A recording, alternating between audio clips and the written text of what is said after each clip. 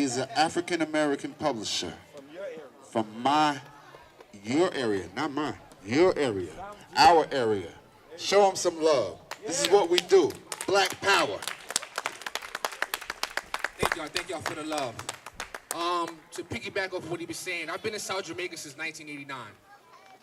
I've seen this area change a lot of times.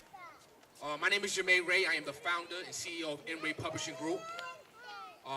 I am a vendor for the Department of Education. I created my own curriculum for which I teach. That's what I'm doing now. But let me give you a little backstory because dreams do come true. There was a time in my life where I figured that I thought I could get a positive from a negative, meaning that I thought I could commit a crime because my intentions or what I wanted to do it for was positive. This is for my dream. July 1st, 2006, I got arrested for a professional firearm. I was a stick-up kid. I had the opportunity to open a boxing fight. One of my rap songs was heard by a promoter. He wanted me to come open the fight. Instead of me being a man and letting him know that I didn't have the funds to get the package he wanted me, I went out there and tried to get it myself. Because at that time, I was walking around looking like money. I ain't had no money. So instead of being a man and letting him know, I decided to get a gun and do something stupid.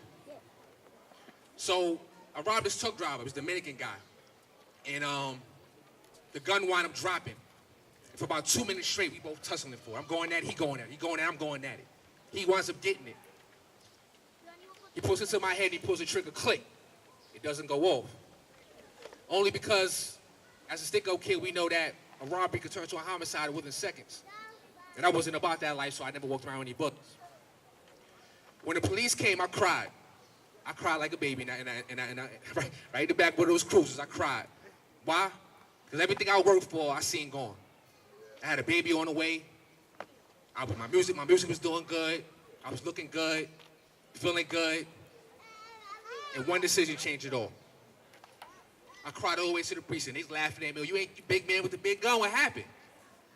So I get to the precinct. When I find out that I had to do 3 years, Bloomberg just passed a law where no matter first crime or not, automatically 3 years when you get a gun charge. 3 years was a lot. I didn't know what to think, but I had to do it. I had no choice. So I did 3 years. I was in Ulster County getting an x-ray done. Because when you're a product of the Department of Corrections, they have to make sure that you're good because they're making money off you. So they gave me an x-ray.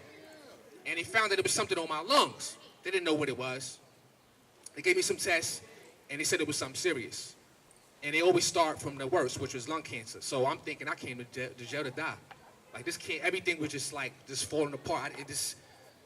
I done screwed up everything now, So it took months. It went from lung cancer, then it went down to tuberculosis, and they wound up realizing that I had 2 cysts the size of golf balls inside of my lungs. Now check this out. I had no symptoms. I wasn't wheezing, wasn't out of breath. I was feeling good. There was no signs that I had 2 cysts the size of golf balls in my lungs. So eventually they was able to, I had surgery. The good thing about being incarcerated was you get the best medical. My actual surgeon was famous. I seen on TV and everything. I actually fell in love with Western music, but that's another story. So they cut half of my right lung out.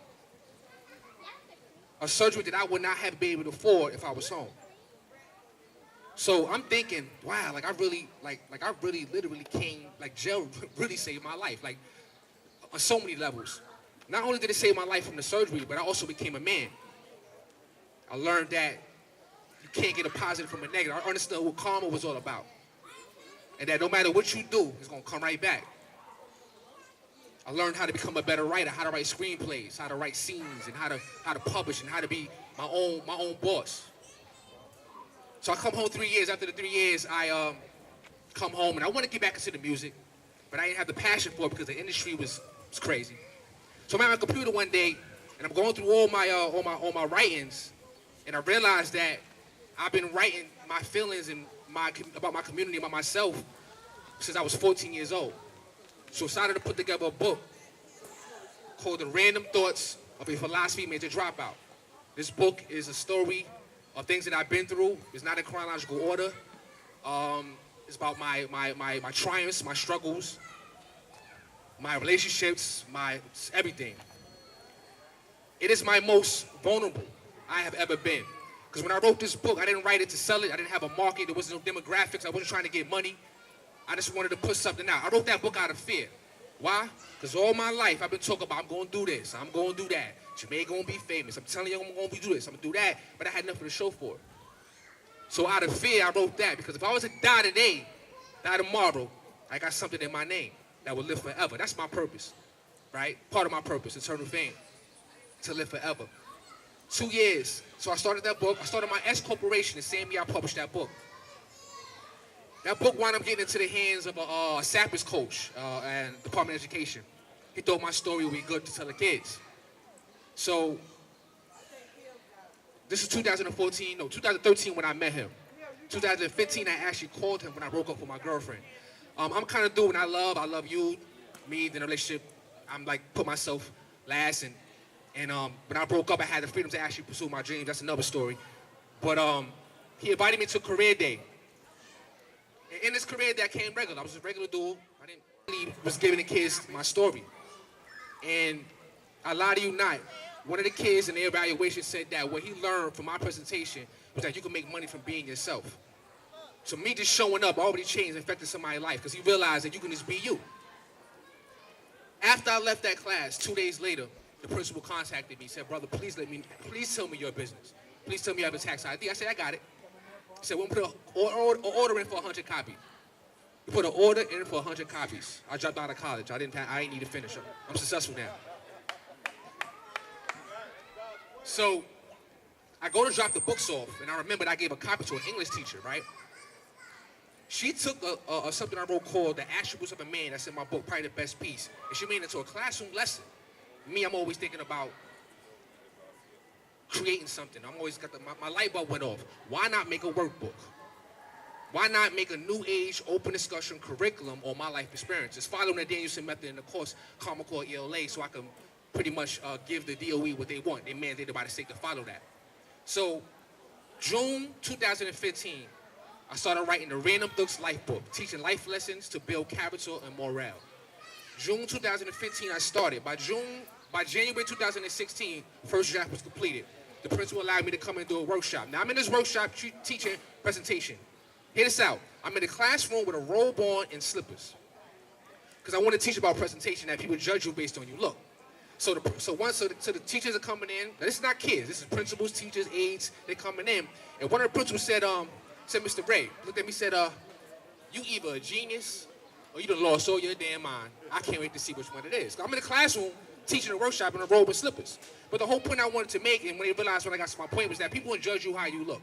It don't matter what you got, what you do, what your degree, what your money is, how you present yourself, which is actually the first chapter in my workbook, communication and presentation. Because people see how you present yourself and how you effectively communicate. That's the first thing they get from you. So when I did the workshop, I realized I was off. It took another year for me to actually finish it. I also made a manual to go with it, so I don't have to physically be in the classroom, which was wise on my part because I wanted to spread out. A year after that, I finished it. January 2017, I sold 21 copies to a school in Bronx. 2 weeks later, I sold 90 copies to another school in the Bronx. And I was actually facilitating 8 weeks in the school, and it was probably the best experience I ever had because now I had hands-on experience. I could teach it. So now I'm in the classroom pretty much giving kids or being that person I wish I had growing up. So I didn't have nobody growing up. I had nobody telling me no jewels, telling me what not to do. I didn't have that fear. I had nobody. I had to figure it all on my own. So my whole purpose in creating this was to be the person I wish I had growing up. Right now, at this moment, I am in 5 middle schools in the Bronx. I have never seen this coming. I always wanted to be a rapper. Always wanted to do music. Never thought that I'd be writing, a publisher, writing, teaching anybody anything because I was always doing bad. So it was like, what can I honestly give someone? I signed my first author. I'll be publishing a children's book this fall as well. And I'm growing, and I'm looking to be in all 5 boroughs before 2020. And that's my story, man. Just keep pushing. Never give up. Always believe. Always keep believing. Because when you vibrate as your authentic self, you attract what you need to align the people, circumstances, and events to give you what you want. I am true expression of that. Because when I was doing wrong, all I got was wrong. The moment I started doing right and had my spiritual awakening, friends wasn't friends no more.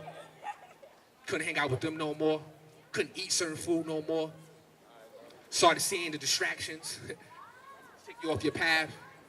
You really start to realize, I'm starting to see the same numbers everywhere. You're starting to realize that at a point, you have to be positive because positive gets positive. So I want to leave y'all with this. Keep pushing. Never give up. And do not believe people's opinions. Don't make people's opinions into your facts. Keep believing in yourself and you can do it. Thank you. Yeah.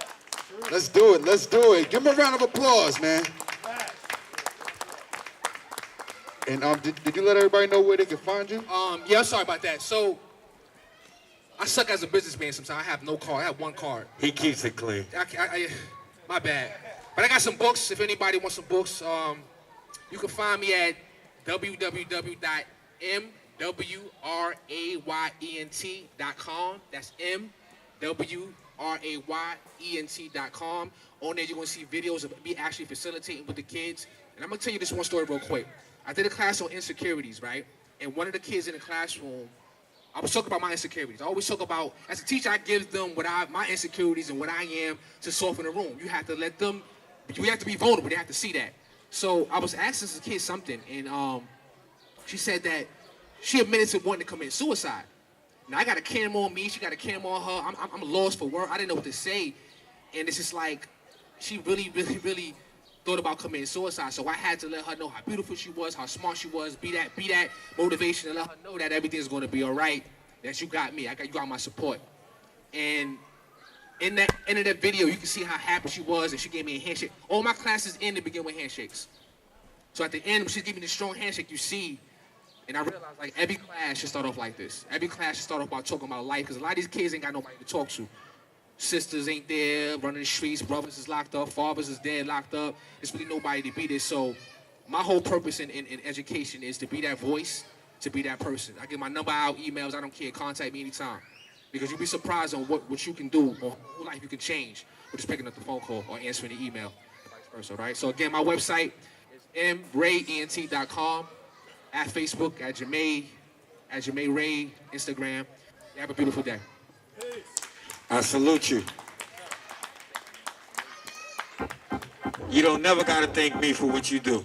You ain't never gotta thank me, I'll thank you. Trust me, this is a positive brother. Here's my card. If you keep positive around you, you will be positive. Shake them bad leaves, you'll be okay. Let's go. Yo, Jamal, that's actually Miss Florine. I tell you, I'm Florine. This is Melvin, my older brother, so